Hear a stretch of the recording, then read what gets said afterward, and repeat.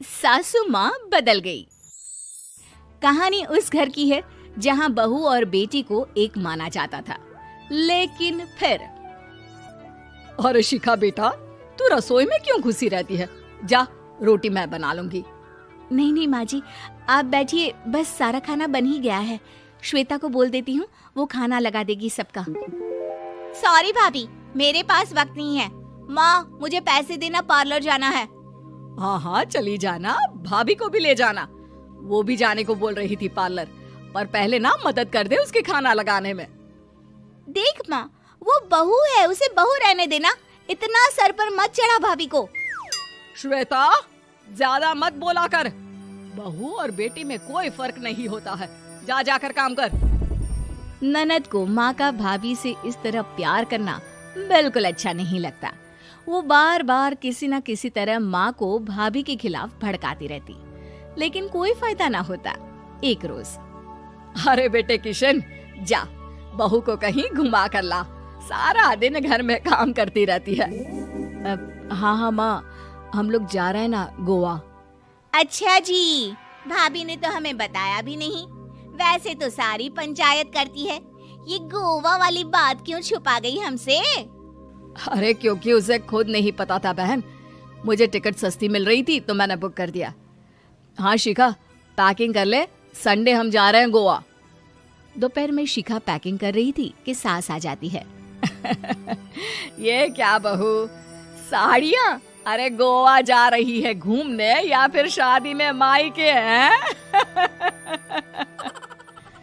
माँ जी, ऐसा कुछ है ही नहीं, समझ में नहीं आ रहा क्या रखूं कपड़े में। अरे तेरी और श्वेता की साइज तो एक ही है, उसके कुछ मॉडर्न कपड़े ले ले, आकर लौटा देना। हाँ माँ जी, ये ठीक रहेगा। शिखा श्वेता के पास जाती है और उससे कपड़े मांगती है।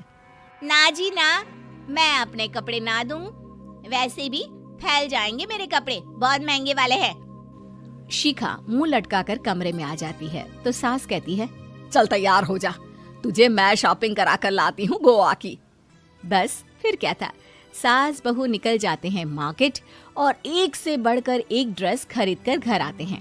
पहले बता देती कि नए कपड़े दिलाने वाली है भाभी को, तो मैं अपने ही दे देती ना भाभी को, मुझे दिला देती नए कपड़े। देख श्वेता, परिवार का मतलब सबके साथ रहना होता है, ना कि सिर्फ अपना सोचना। वैसे भी तुझे अच्छे संस्कार सीखने चाहिए। और रही बात कपड़ों की, तो शिखा, आज से घर पर भी तू मॉडर्न कपड़े ही पहनेगी। कोई जरूरत नहीं है ये साड़ी वाड़ी लपेटने की। अब क्या था, घर पर श्वेता और शिखा एक जैसे रहते। एक बार पड़ोसन आती है। अरे बेटा, अपनी माँ को तो बुलाना जरा, बात करनी है। शिखा सास को बताती है और रसोई में चली जाती है। ये आपकी बेटी बहुत बड़ी हो गई है, इसके लिए एक रिश्ता है, कहो तो बता दूं। ये बेटी नहीं बहू है, घर में सब एक जैसा ही रहता है। वैसे मेरी बेटी भी बड़ी हो गई है, कोई रिश्ता हो तो जरूर बताना। पड़ोसन रिश्ता लेकर उन लोगों के घर आती है। तब श्वेता की होने वाली सास कहती है, तो ये घर है, कितने मंजिल का है? और ये बहू ने आपकी क्या पहन रखा है, जीन्स टॉप? अरे भाई, साड़ी वाड़ी नहीं है क्या इसके पास? देखिए, सर्दी है तो साड़ी में बहू कैसे मैनेज करती, वैसे पहनती है साड़ी भी। देखिए, हम लोग ठहरे पैसे वाले लोग, कोई कमी नहीं है हम लोगों के पास पैसों की, बहुत पैसे हैं, जमीन, नौकर चाकर, कार, सब कुछ है, लेकिन घर में संस्कारी बहू चाहिए। समझ रही हैं ना आप? सास कुछ कहती कि श्वेता बोल पड़ती है, हाय रे, नौकर चाकर से लेकर जमीन, कार, पैसा, हाँ हाँ मुझे रिश्ता मंजूर है, मंजूर है मुझे। अरे रुक जा श्वेता, मैं बात कर रही हूँ ना। देखिए, हम लोगों के घर इतनी आजादी नहीं मिलेगी। अरे हाँ कर देना माँ, हाँ कर दे जल्दी से। सास क्या करती, बेटी की शादी ऐसे घर में कर देती है जहाँ ना उनके विचार मिलते हैं और ना ही आचार। शादी के बाद एक रोज फोन पर, श्वेता बेटा, एक बार घर आ जा, बहुत दिल करता है तुझे देखने का। माँ, वो घर पर बहुत काम होता है, कैसे आऊँ? बड़ा घर है, लेकिन आने जाने वालों की लाइन ही लगी रहती है। बेटा मैं तो जानती थी उस घर का हाल, लेकिन तू ही नहीं मान रही थी। माँ देख, हर घर का यही हाल है। तेरी बेटी को यहाँ घूंघट हटाने की परमिशन नहीं है और एक तरफ भाभी स्कर्ट पहनकर घूम रही है। बेटा मुझे क्या पता था कि मेरी बेटी को ससुराल के नाम पर पिंजरा मिल जाएगा। अच्छा माँ, फोन रखती हूँ, सास को गर्मा गर्म रोटी खिलानी है। तुम लोगों की तरह नहीं कि एक रोटी बनाओ, एक सब्जी बनाओ, फिर सारा दिन फ्री होकर घूमो।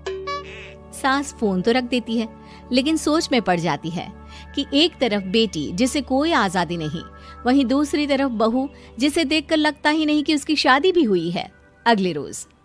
शिखा, अरे ओ शिखा। हाँ माँ, क्या हुआ? कुछ चाहिए आपको? मैं जिम जा रही थी। जिम के कपड़ों में बहू को देखकर सास को घूंघट में अपनी बेटी का ख्याल आता है। देख बहू, घर में बहू की तरह रहा कर। इतने टाइट कपड़े पहनकर जिम जाना पसंद नहीं मुझे। जा जाकर रोटी बना। रोटी? माँ अभी तो शाम की 6 बजे हैं, इस वक्त रोटी? अब क्या मेरे खाने पीने पर भी पहरा है? अरे जब मर्जी तब मैं अपने घर में खा भी नहीं सकती क्या? बहू को अजीब लगता है। वो समझ नहीं पाती कि जो सास कल तक इतनी सपोर्टिव थी, उन्हें अचानक से क्या हो गया।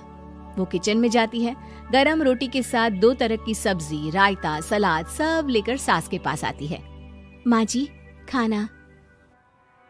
इतना सारा खाना? राक्षस समझा है क्या मुझे? रोटी मांगी थी मैंने गर्मा गर्म बस। पर माँ जी, रोटी खाती किससे आप? सब्जी तो बनानी थी ना। अरे भूख मर गई मेरी तेरी बहस से। जा जाकर काम कर, अंदर पूरी रसोई साफ कर। बहू अंदर चली जाती है। थोड़ी देर में श्वेता घर आती है। अरे शिखा जल्दी से चाय ला, पकवान बना, मेरी बेटी आई है। अरे नहीं नहीं माँ, ड्राइवर बाहर खड़ा है। मैं तो घर का कोई सामान खरीदने के बहाने यहाँ आ गई हूँ, मुझे जाना होगा। अरे बेटा, पर कितने दिनों बाद देख रही हूँ तुझे, रहने आ जाना 2-4 दिन के लिए।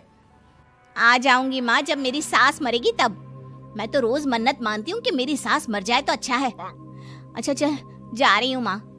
हे भगवान, कैसे कैसे दिन देखने पड़ रहे हैं मेरी बेटी को। सास अंदर जाती है, जहाँ श्वेता की जिम वाली सहेली का फोन आया होता है। क्या बात है, आज जिम नहीं आई? अरे पता नहीं यार, आज माँ को क्या हो गया अचानक। पर खैर कोई नहीं, लगता नहीं कि मैं अब जिम आ पाऊंगी। शिखा स्पीकर पर बात कर रही थी, जिसे सास सुन रही थी। यार ये सास ना होती ही ऐसी है। मैं तो कहती हूँ बुढ़िया जल्दी मरे और तू आराम से जिए। शिखा को सहेली की बात पर गुस्सा आ जाता है। माँ के मरने की कौन सा बच्चा दुआ मांगता है मोहिनी? आगे से ऐसी बात मेरे सामने मत करना। हमारे घर की शोभा ही माँ है। क्या हुआ जो थोड़ी सख्ती दिखा रही है? उसमें भी कोई ना कोई उनकी भलाई ही होगी। मैं तो कहती हूँ भगवान मेरे जैसी सास सबको दे, जो सिर्फ माँ की तरह है। सास वाली तो कोई बात ही नहीं है उनमें। सास ये बात सुन रही थी। उनकी आंख में आंसू आ जाते हैं कि क्यों वो बेटी की किस्मत में बहू को भी भागीदार बना रही थी। शिखा, अरे ओ शिखा, क्या हो गया? जिम नहीं जाना क्या?